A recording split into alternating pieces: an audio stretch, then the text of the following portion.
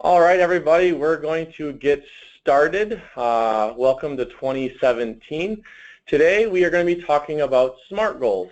And the title of this is Tips on Making Your New Year Resolutions Last All Year Long. So in today's webinar, let's talk about the popular topic this time of year, New Year's resolutions. As health coaches, we really like to push people setting goals year-round, but this time of the year tends to have the most motivation. People have the most motivation to make changes. Gyms tend to be packed and the produce aisles are busy. We are going to take advantage of everyone's motivation and help you set a goal. It is very important to have a plan and understand where to start so we can make changes for the whole year rather than just the first few weeks or maybe the first few months of the year. Not enough people do this, and we hear a lot as health coaches, well, I know what I'm supposed to do. Year after year we hear this. Today we're going to be looking at the stages of behavior change and how to establish a SMART goal. It is important to understand where you are at to help your New Year resolution become a year-long success.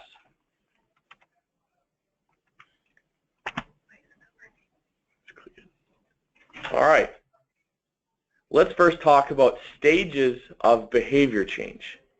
Stages of behavior change is based on the trans-theoretical model of behavior change. Why is it important for you to understand what stage you're in and identify your goal? This is a question. Why is it important? How can you use this knowledge to your advantage? It is important for you to understand where you are and establish a goal to help you get to the next stage. These are the stages: pre-contemplation, contemplation, preparation, action, and maintenance. I'll read through them and try to help you kind of where you are. I want you to think about, if you are establishing a goal right now, where could you potentially be with this? So let's go through them. Pre-contemplation. In this stage, you're not ready. You might know of a problem, but it's not something you're ready to work on right now. People in the pre-contemplation stage do not intend to take action in the foreseeable future. Being uninformed or underinformed about a consequence of one behavior may cause a person to be in the pre-contemplation stage. This might be because of multiple unsuccessful attempts at change can lead to demoralization about the ability to change a goal, or self-efficacy, and I'll talk about this in a few minutes. People that don't leave this stage can be characterized as resistant, unmotivated, or unready for help. Contemplation. Okay, now we're getting ready to start a goal. Your motivation has changed, and there's officially some aspect of your life you want to change. This is, a few weeks ago, right before the New Year's, and we're starting to think about what we want to change in 2017. Contemplation is the stage in which people intend to take change in the next 6 months. They are more aware of the pros of changing, but are still stubborn on the cons. This weighing between the cost of benefits of changing can produce someone to remain in this stage for a long period of time. Individuals in the contemplation stage are not ready for traditional programs that can expect participants to act immediately. All right, preparation. You're now ready. You are starting to identify how you're going to make a change. You're making a detailed plan on how you're going to make the change. Preparation is the stage in which people intend to take action in the immediate future, usually measured as in the next month. Typically, they have already taken some significant action in the past year, but know they have a better plan. These individuals have a plan of action, such as joining a gym, consulting a counselor, talking to a physician, or relying on a self-change approach. All right, action. You've taken all the previous steps and are now ready to take action. Action is the stage in which you have made specific overt modifications in your lifestyle. Because action is observable or measurable, the overall process of behavior change often is associated with action. So this is a big point I want to make here. A lot of people just want to start here, but they haven't really thought about where they are. If you're in pre-contemplation or, let's say, preparation, and you just take an action without a plan, you might have some issues. All right, maintenance. Maintenance is the stage where you have made your specific overt modifications with your lifestyles and are working to prevent relapse. While in the maintenance stage, you tend to be less tempted to relapse and grow increasingly more confident that you can continue with your changes.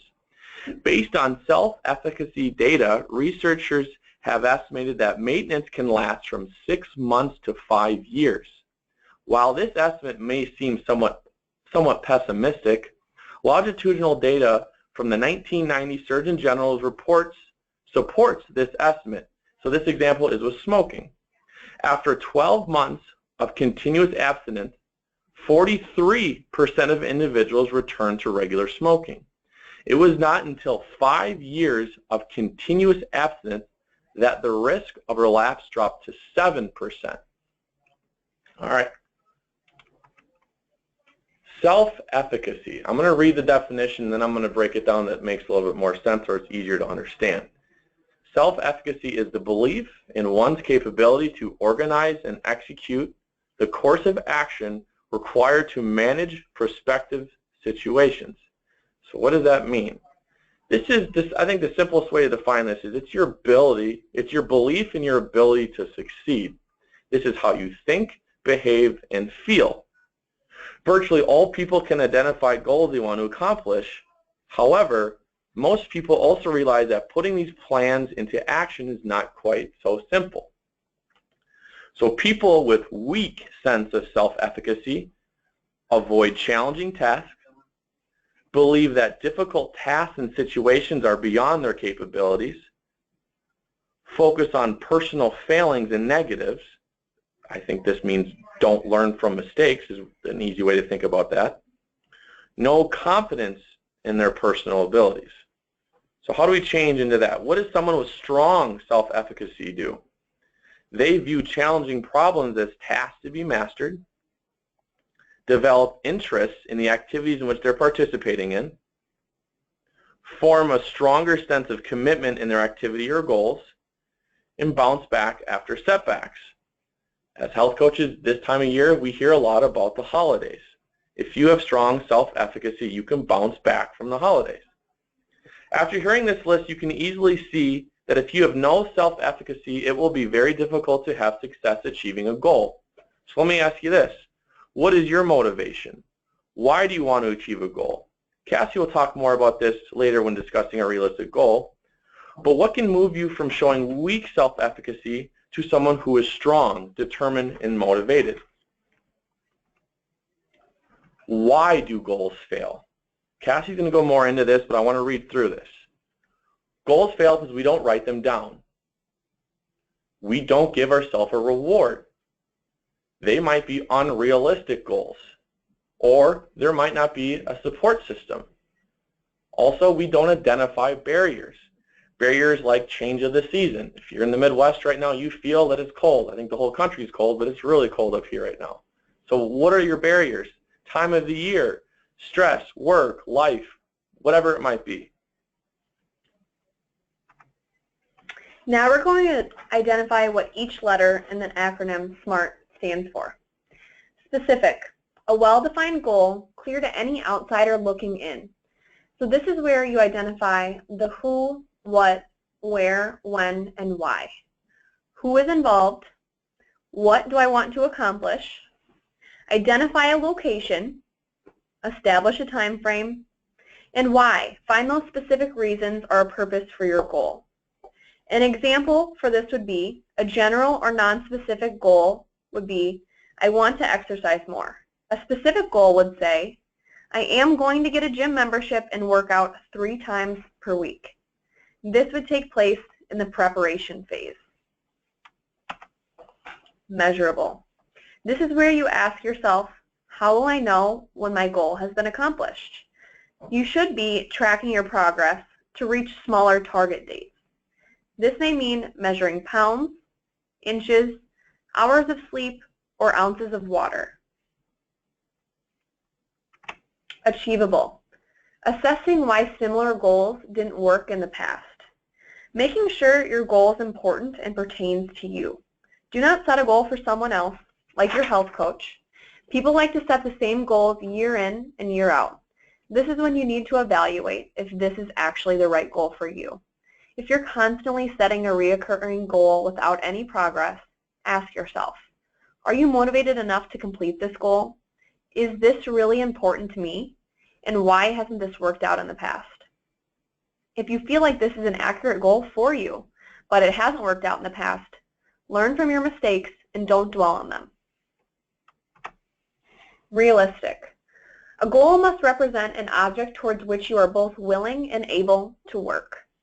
I think this is important because you need to make sure your goal is enjoyable and practical for you. This means don't set a goal you're not going to enjoy or isn't conducive to your lifestyle. With any successful goal, you should be aware that goals can be subject to change at any time. Different things can happen over a period of time where a goal is set. So don't let a small bump in the road ruin your success. And if this does happen, reevaluate and set a new goal that's realistic for you. Time-oriented. A goal should be grounded within a time frame. If there's no time frame attached to a goal, there's no urgency. You can set more than one time frame with a goal. There can be a date attached with a long-term goal, but also multiple dates along the way attached with small, short-term goals. Smaller, achievable goals equate to a stronger motivation and possible rewards along the way. This builds your motivation and self-efficacy for your long-term goal.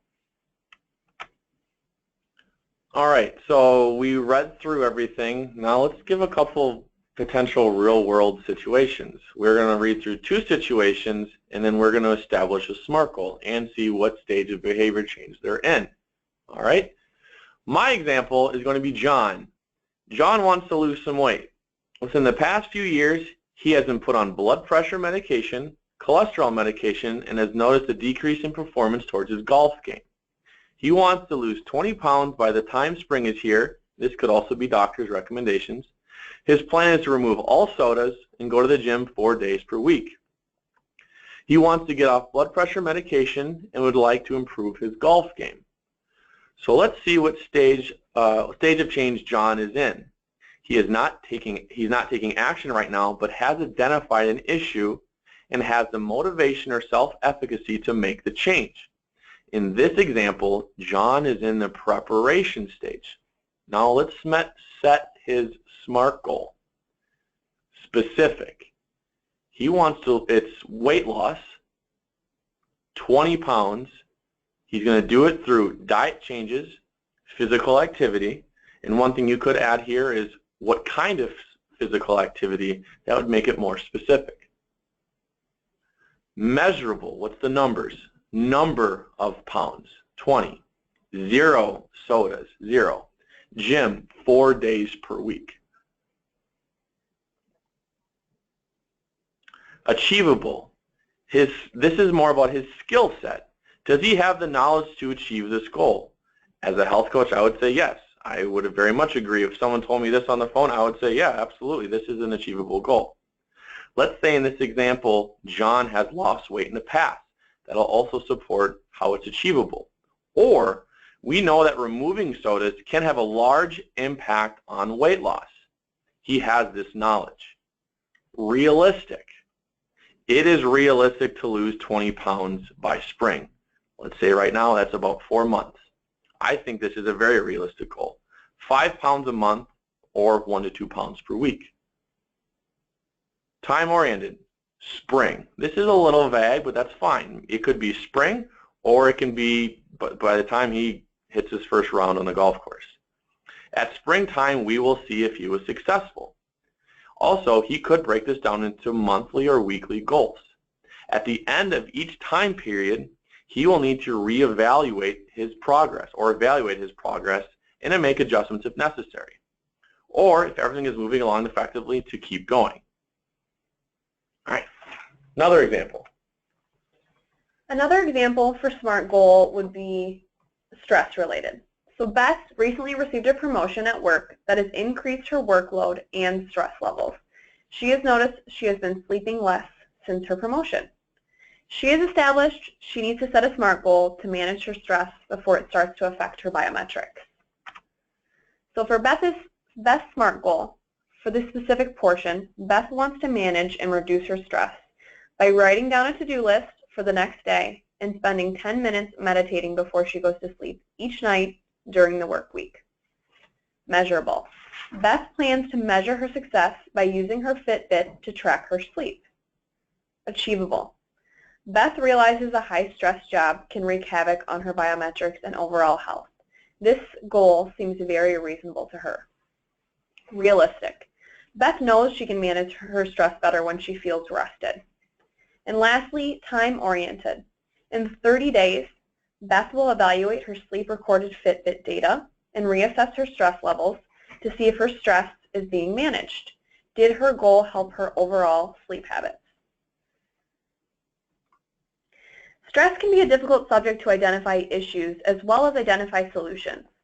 If you have trouble setting a goal, or if you feel frustrated or stuck with your goal-setting process, it can be helpful to write down the pros and cons of the possible goal. Generally, the pros will outweigh the cons, and this can help create that motivation. If the cons outweigh the pros, that goal may not be right for you. It's important to make sure you are setting a goal for yourself, but another opinion or help from a support person can help validate that goal for you. If you're unsure this health-related goal is for you, ask your physician. And lastly, as your health coaches, we are prepared to help you at whatever stage of change you're in. If you have yet to set the goal, or even if you're in the maintenance stage of your goal and just want support, please feel free to use this as a resource. So we will take a little bit of time to answer some questions. This isn't really a topic of answering questions is general. So what we'll do is we'll wrap up here about what's coming up next in the next month's webinar, and then we'll try to ask or answer some questions. But we would ask if it's a pretty specific question, contact the health coaches. We'd be more than happy to help you out. All our contact information will be on the next couple of slides. Here's 2 upcoming webinars for February and March. February's topic is heart health, ways to keep your heart happy and healthy. And in March, my favorite, what's in a health coach's kitchen. So talking about our favorite foods, recipes, and tips that help keep us healthy. We're going to show off a little bit with that one.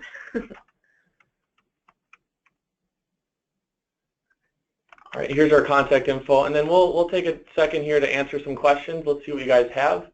Otherwise, for the most part, this will wrap up our webinar.